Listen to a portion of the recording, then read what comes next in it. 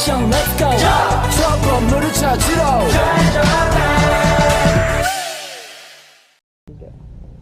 Assalamualaikum warahmatullahi wabarakatuh. Baiklah, saya akan menjelaskan materi bab 10 tentang kepemimpinan dan perilaku kerja dalam bisnis internasional.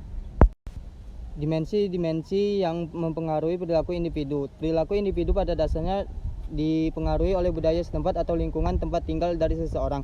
Setiap negara mempunyai budaya tersendiri sehingga berpengaruh terhadap kepribadian dari masyarakat suatu negara tersebut. Dalam bisnis internasional, tentu beragam budaya perlu menjadi perhatian karena akan berkaitan dengan bagaimana untuk memulai sebuah bisnis, penetapan karyawan dan prospek pemasarannya di negara tersebut. Sebagai dampak dari perdagangan bebas adalah terbukanya kegiatan bisnis di berbagai negara yang berbeda. Tidak ada lagi batas negara dalam perdagangan internasional, the borderless world. Kemajuan teknologi informasi dan komunikasi telah mendukung terciptanya bisnis internasional secara tepat. Globalisasi perdagangan merupakan peluang dalam mengembangkan usaha dan pemasaran bagi perusahaan yang mampu bersaing, namun juga akan menjadi tantangan bagi perusahaan atau negara yang tidak mempunyai daya saing yang tinggi. Dimensi-dimensi yang mempengaruhi perilaku individu meliputi yang pertama, personality atau kepribadian adalah serangkaian psikologis atribut yang relatif stabil yang membedakan satu orang dengan yang lainnya. Faktor natur dan natur yang menentukan kepribadian. Ciri-ciri tersebut dikenal dengan istilah the Big Five personality traits, yaitu A. Agreeableness atau kemampuan bersosialisasi yang menunjukkan sifat bagaimana seseorang bergaul secara baik dengan orang lain. B. Conscientiousness atau sifat berhati-hati. Hal ini akan menggambarkan kepribadian seseorang, apakah orang itu adalah orang yang teratur, terorganisir, memiliki disiplin tinggi, teliti dan bertanggung jawab dalam aktivitas. C. Emotional stability atau kestabilan emosi, yaitu bagaimana seseorang untuk mengendalikan emosinya. Orang yang emosinya stabil, maka ia akan bersifat tenang, seimbang, lebih merasa aman. Sebaiknya orang yang emosi tidak stabil akan marah.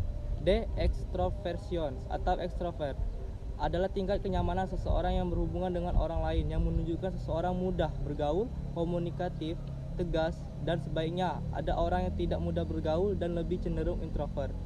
E. Openness atau keterburukan, mengembangkan sikap bagaimana seseorang menerima pendapat orang lain, mendengarkan lain dan menjalankan saran yang tersebut.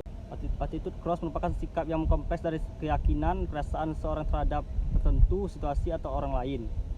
3. Pervasive attitude adalah serangkaian proses untuk menaksirkan informasi tentang lingkungan. 4. Motivasi adalah tuntunan keseluruhan dorongan yang menyebabkan orang untuk memiliki perilaku tertentu. 5. Leadership adalah pengguna pengaruh untuk membentuk tujuan kelompok organisasi untuk motivasi perilaku terhadap mencapai cita-cita untuk membantu menentukan kelompok atau budaya. Rational tip membuat putusan yang terbaik dan rekursif, model proses perilaku, pengambilan keputusan. Restrictive model of decision making membatasi kemampuan seseorang manajer selalu menjadi logis dan rasional terhadap dalam model alternatif dan pengenalan model alternatif, penganalisis masalah, problem identifikasi alternatif tertentu, evaluasi berbagai floating alternatif, pemilihan alternatif, reflecting the best alternative, evaluating comparative, tindakan lanjut evaluasi. Faktor budaya mempengaruhi dalam pemilihan alternatif, seperti dalam budaya impedisius atau eksploratif, mungkin rentan untuk memiliki alternatif memiliki dampak paling positif kepada seseorang pribadi. Kelompok dan tim dalam bisnis internasional. Kelompok atau grup adalah kumpulan orang-orang yang bekerja sama untuk mencapai tujuan yang sama. Sedangkan tim adalah jenis tertentu dari kelompok yang bertanggung jawab untuk bekerja sendiri. Struktur peran tim yang efisien memiliki ciri-ciri norma yang memperkuat kinerja tinggi. Benar-benar adalah kepemimpinan yang kohesif, dukungan informal terhadap pencapaian tujuan perusahaan, berpotensi mencapai efektivitas yang maksimum. Karakteristik tim yang mapan, dewasa adalah sebagai berikut. A. Mengembangkan struktur peran.